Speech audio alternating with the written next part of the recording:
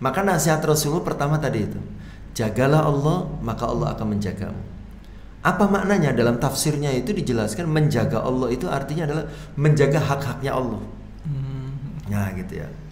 Apa sih haknya Allah itu? Para ulama mengatakan haknya Allah adalah Bismillahirrahmanirrahim. Assalamualaikum warahmatullahi wabarakatuh. Alhamdulillahirrabbilalamin. Assalatu wassalamu ala asyrafil anbiya mursalin wa ala alihi wa sahbihi ajma'in amma ba'du. Alhamdulillah kita ketemu lagi di podcast kita. Saya Israel Yobi, sangat senang menyapa teman-teman semua. Dan tentunya di podcast kita akan ngobrol santai tapi seru. Dan hari ini Masya Allah tabarakallah, ini kita kehadiran tamu yang begitu mulia, Masya Allah, Ustadz Nawawi. Assalamualaikum Ustadz. Waalaikumsalam warahmatullahi wabarakatuh. Kabar baik Ustadz ya? Alhamdulillah khair. Alhamdulillah baik-baik saja. Ustadz Nawawi ini ya pengisi rutin di ngaji kita Ustadz ya. Terus juga di pengajar tamyiz di ngaji kita, terjemah Quran perkata. Dan ini lulusan dari Lirboyo, pernah di Lirboyo Ustadz ya? Alhamdulillah Allah memberikan saya kesempatan bisa mesantren ya, di Lirboyo. Sebelum Lirboyo saya juga mesantren di Cirebon. Di Cirebon. Jadi saya sekolah formal itu cuma SD ya, lulus SD, kemudian mondok di Cirebon 6 tahun, dari Cirebon ke Lirboyo 3 tahun. Setelah itu Allah takdirkan saya berkesempatan kuliah gitu, di Jakarta. Di Jakarta. Gitu, ya. Berarti aslinya bukan Kediri Ustadz ya? Saya asli Indramayu, Jawa Barat gitu ya. Berarti dari kecil udah pindah-pindah. Iya. Saya di kampung halaman itu cuma SD. Lulus SD kemudian mondok di Cirebon. Lulus Cirebon ke Lirboyo, Kediri. Dari Kediri Jakarta. Selesai Jakarta Kediri lagi. Jadi cuma numpang lahir dan numpang sekolah SD di kampung halaman. Numpang sekolah SD. Iya. Ini yang begitu luar biasa juga, Ustadz Nawawi ini banyak sekali ngisi kajian juga di Kediri Raya Ustadz ya. Ya, insyaallah di beberapa tempat. Ya. Salah satunya di Jombang ada di Jombang Masjid Ar-Royan gitu ya. Terus juga di beberapa ya komunitas kajian Ustadz ya di Kediri. Insyaallah. Dan Masya Allah yang di ngaji kita ya Arba'in Nawawi sudah sampai berapa tadi? 30-an tadi kemarin. Iya, kurang lebih 30. Dan qadarullah harus break dulu saja. Karena ada sesuatu. Nah, kita ini kan hidup ibarat wayang ya, tergantung dalang gitu ya. Dalangnya ya tentu Allah Subhanahu wa taala ya. Kita tinggal mengikuti jalan ceritanya kan begitu ya. Kata Allah break ya break, dinikmati sajalah hidup itu. Jangan diratapi ya, dinikmati. Hari ini yang diberikan oleh teman-teman nih Tad, yang mau ya kita bahas lah. Itu soal pengharapan kepada Allah Tad. Tadi kan banyak teman-teman yang beranggapan bahwa ya sesuatu yang disandarkan kepada Allah itu pasti baik. Cuma realitanya ini Tat, ini kan mesti ada yang semangat, ada yang nggak mungkin itu. Nah ini secara perspektif dari Islam, dari yang Ustadz jalani juga bisa Tat. Karena kan dalam perspektif kadang kalau kita belum jalanin juga rasanya kurang klik gitu loh Tat. Nah ini gimana Ustadz? Iya, jadi sebagaimana yang sama-sama kita pahami dan mungkin kita alami ya dalam hidup ini, setiap orang itu senantiasa memiliki masalah yang ingin diselesaikan dan harapan, cita-cita yang ingin diwujudkan kan begitu ya. Tapi seringkali kita bingung ini apa yang harus dilakukan kan begitu ya. Apa yang harus dilakukan. Nah, bersyukur kita sebagai umat Islam ya, Allah Subhanahu wa taala ya sudah memberikan tuntunan kepada kita ya lewat Al-Quran dan juga lewat Rasulullah dengan hadis-hadisnya kan gitu ya. Bagaimana kita bisa menjalani hidup ini, khususnya terkait dengan bagaimana kita bisa mewujudkan apa yang menjadi harapan dan cita-cita kita kan begitu ya. Karena Al-Quran sendiri mengatakan ya dalam surah Al-Anfal itu ya, Inna hadzal Qur'ana yahdi lillati hiya aqwam kan begitu ya. Sesungguhnya Al-Qur'an ini akan memberikan petunjuk kepada jalan yang lebih lurus ya. Jalan yang lebih lurus ini tentunya maknanya sangat luas ya, terkait juga dengan apa yang kita bicarakan malam hari ini ya. Kita pengen sesuatu, ya Al-Quran memberikan petunjuknya. Nah kemudian terkait dengan hal ini, kalau saya itu tertarik dengan satu hadis Rasulullah SAW. Hadisnya sudah kita bahas di kajian hadis Arba'in Nawawi, hadis ke-19 itu ya. Jadi di sana ada nasihat dari Rasulullah kepada sahabat Ibnu Abbas. Waktu itu Ibnu Abbas masih muda. Makanya Rasul dalam hadis itu juga menggunakan kalimat ya ghulam, wahai anak muda. Nah, gitu ya. Ya cocok lah dengan antum ya. Kalau saya udah gak cocok ya. Mas Umaro masih nyambung Mas Umaro ya. Ya ghulam, wahai anak muda, inni u'allimuka bi kalimatin. Sesungguhnya aku akan mengajarimu beberapa kalimat. Kata Rasulullah, ikhfadillah yahfadka. Jagalah Allah, maka Allah akan menjagamu. Ikhfadillah tajidhu tujahaka. Jagalah Allah, maka engkau akan mendapati Allah di hadapanmu. Wa idza sa'alta fas'alillah. Jika engkau meminta, mintalah kepada Allah. Wa idza sta'anta fasta'in billah. Dan jika engkau mohon pertolonganlah kepada Allah.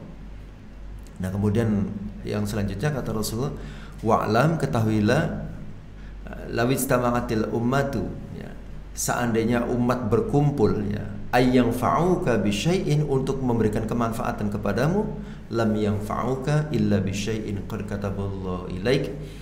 Tidak akan bisa memberikan kemanfaatan apa-apa kecuali yang sudah Allah tentukan untukmu.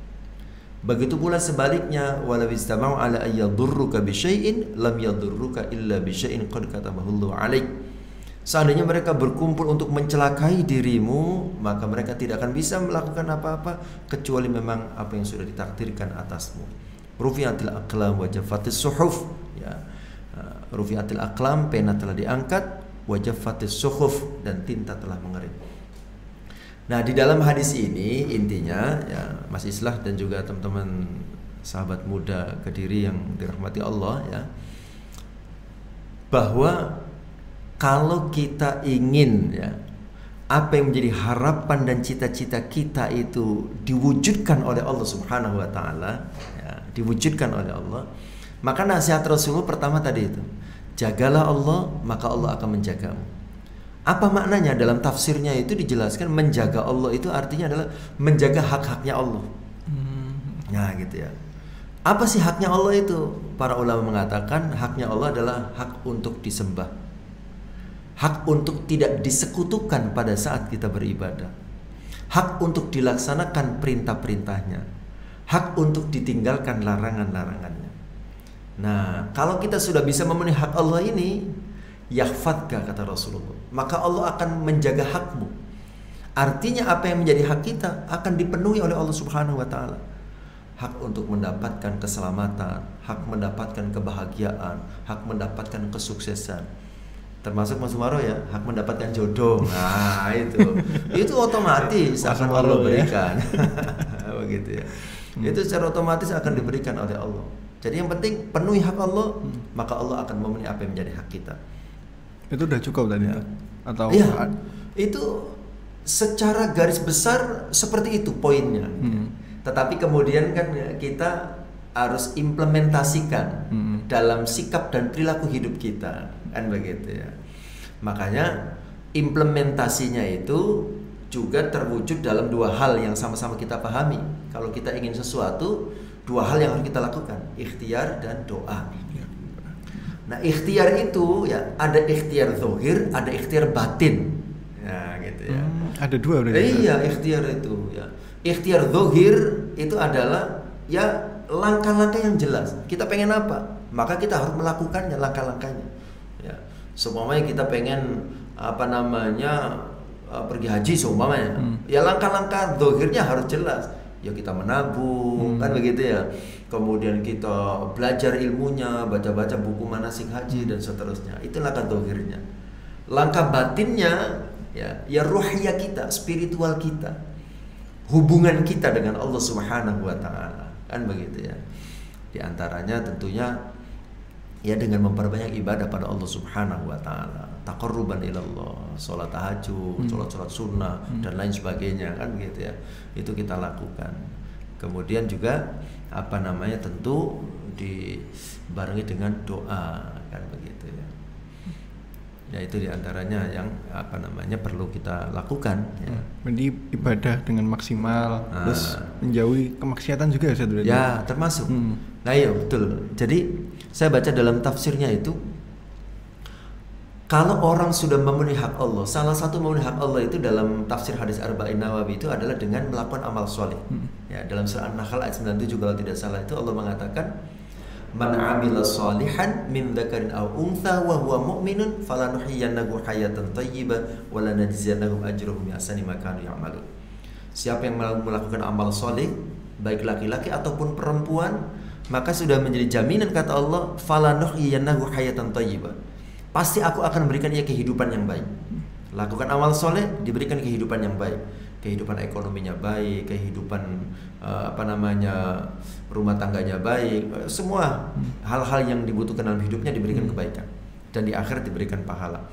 Nah kemudian dalam tafsir hadisnya itu dijelaskan, kalau ada orang mendapatkan sesuatu yang buruk dalam hidupnya, ya, sesuatu yang buruk itu bisa jadi dalam bentuk cita-cita, harapan dan keinginannya tidak terkabul, tidak terwujud. Bisa jadi sesuatu yang buruk itu adalah dia mendapatkan musibah, kan begitu ya. Itu di dalam tafsir dijelaskan, ketika dia mendapatkan sesuatu yang buruk, itu bukan kesalahan Allah, bukan kezaliman Allah, gitu, tapi kesalahan dia sendiri. Apa kesalahan yang fatalnya? Kesalahan dia adalah dia tidak memenuhi apa yang menjadi hak Allah Subhanahu wa taala. Itu kesalahannya. Makanya kan di dalam surat apa itu saya lupa ini ya. Salah satu kelemahan saya itu tidak seperti Ustaz Adi Hidayat ya. Dia hafal ayatnya apa segala sampai letaknya. Masya Allah ya. Saya seringkali ingat ayatnya tapi lupa surat berapa, ayat apa, kan begitu ya. Kan wama asobakum mim musibatin fabima kasabat aidikum, kan begitu ya. Apapun musibah yang menimpa kalian, fabima kasabat aidikum, itu disebabkan oleh tangan kalian sendiri. Di antaranya adalah karena kita tidak memenuhi hak Allah Subhanahu wa taala. Tadi hak Allah itu kan salah satunya adalah perintahnya dilaksanakan, larangannya ditinggalkan. Nah, bisa jadi kita perintahnya dilaksanakan tapi larangannya dilanggar. Kan begitu ya. Ibadah tapi maksiat. Istilah umumnya kan apa? STMJ ya. Salat tetap, maksiat jalan, kan begitu ya. Salat itu rajin luar biasa, kan begitu ya. Tapi masih suka janjian ketemuan sama akhwat, kan begitu. Gitu ya. Nah, ada nggak nih kira Mas Sumarno ya? Mas Sumarno enggak ya begitu ya? Aman ngaji rajin gitu ya. Tapi alasan rapat ketemuan berdua. Oh, kita rapat nih. Oh, pakai alibi. Alibinya rapat, nggak taunya rapat, kan begitu ya. Kan nah ini ya. Jadi perintahnya dilaksanakan tapi larangannya dilanggar. Seperti yang kita sama-sama lihat dan sama-sama tahu ya, berbagai macam musibah yang menimpa umat manusia. Di antaranya pandemi COVID-19 ini ya, yang terjadi awalnya di Wuhan, Cina itu kan karena ada hak Allah dilanggar di sana. Larangan Allah dilanggar. Di antaranya apa yang paling mencolok yang kita sama-sama tahu adalah makanan-makanan yang diharamkan oleh Allah dimakan oleh mereka, kan begitu ya. Makan anjing, makan kelelawar apa segala macam, makan-makan yang diharamkan oleh Allah dilanggar. Nah, akhirnya mereka mendapatkan musibah. Jadi musibah itu terjadi karena mereka sendiri.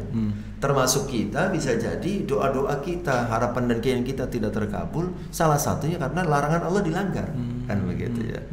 Nah, makanya pesan Rasul begitu, jagalah Allah, maka Allah akan menjagamu. Tapi gitu. Gini Tat, semisal ini kalau dikaitkan dengan ujian, apa bisa nggak Ustaz? Semisal kita kok terus dapat ujian terus, apa gara-gara kita ya salah satunya tidak menjaga Allah dengan baik, dengan melanggar syariatnya, apakah bisa dapat ujian terus? Ya, jadi begini, saya jadi teringat kekaguman Rasulullah kepada orang beriman. Ya, Rasul itu kagum kepada orang beriman itu. Apa yang dikagumi oleh orang beriman yang disampaikan Rasulullah? Rasul mengatakan, ajaban li amril mu'min inna amrahu kullahu khair. Sungguh mengagumkan orang yang beriman itu. Semua hal yang terjadi pada orang yang beriman senantiasa disikapi baik. Ya. Walaysa dzalika illa lil mu'min, dan hal itu tidak akan pernah ditemukan kecuali pada orang yang beriman. Ya, apa yang mengagumkan? Dua.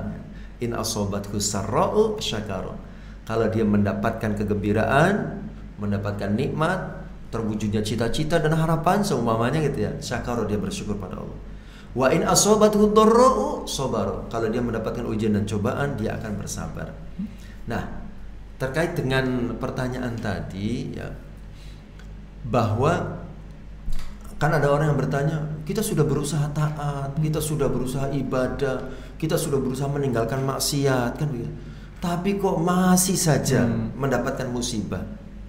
Jadi musibah itu ya bisa bermakna ujian, bisa bermakna azab, kan gitu ya. Bentuknya sama, ya, bentuknya sama, bisa bermakna ujian, bisa bermakna azab. Ya.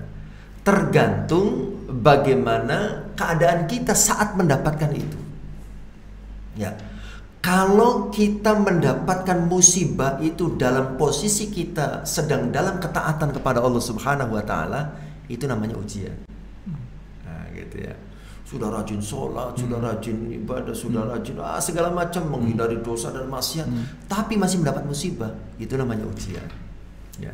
Tapi kalau kita mendapatkan musibah dalam keadaan kita banyak melakukan dosa dan maksiat, ya, nah itu namanya azab. Nah, gitu ya. Itu namanya teguran dari Allah Subhanahu wa taala. Azab dan teguran. Nah, kebalikannya, kalau kita senantiasa berada dalam dosa dan kemaksiatan, ya, tapi tetap mendapatkan kenikmatan, nah itu beda lagi namanya. Itu namanya istidraj. Nah, begitu ya.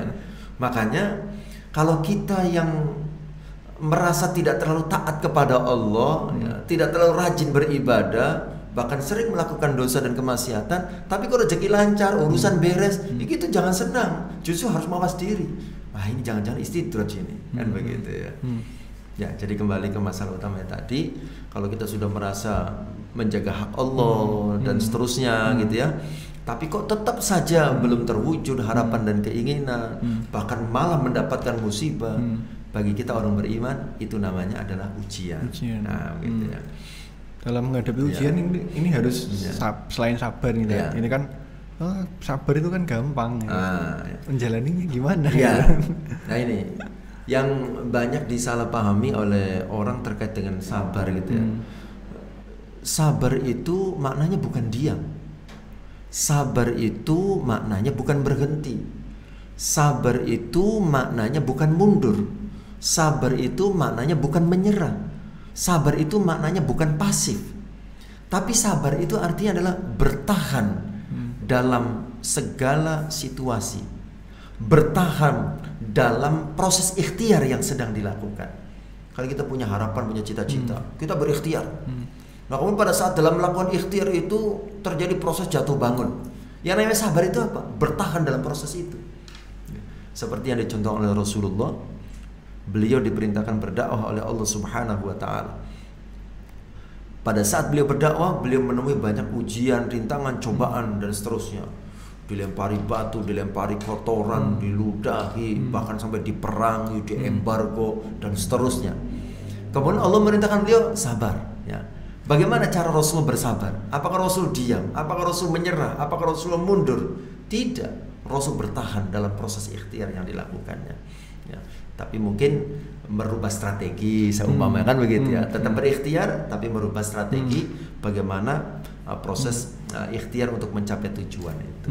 Sekelas gitu ya. Rasulullah aja diuji. Sekelas Rasulullah aja diuji. Apalagi kita kan begitu ya. Rasul yang dekat sama Allah. Ya, setiap doanya dikabulkan itu masih diuji. Gitu. Ya. Kalau Ustadz pernah nggak di pengalaman dapat? Ya. Jadi sama seperti orang-orang gitu ya. Saya juga mempunyai obsesi, cita-cita, keinginan dalam hidup ya, termasuk juga masalah gitu ya, sama saja gitu ya. Tetapi alhamdulillah, masya Allah ya, qadarullah gitu ya. Saya sering ya, ya mungkin setiap orang juga mengalami ya gitu ya, mendapatkan keajaiban-keajaiban dari Allah Subhanahu wa taala gitu ya. Di antaranya mulai dari saya masih ingat itu proses saya kuliah di Libya. Pernah gitu di Libya, ya. Saya pernah di Libya, sekalipun cuma 1 tahun gitu ya. Saya di Libya 1 tahun itu.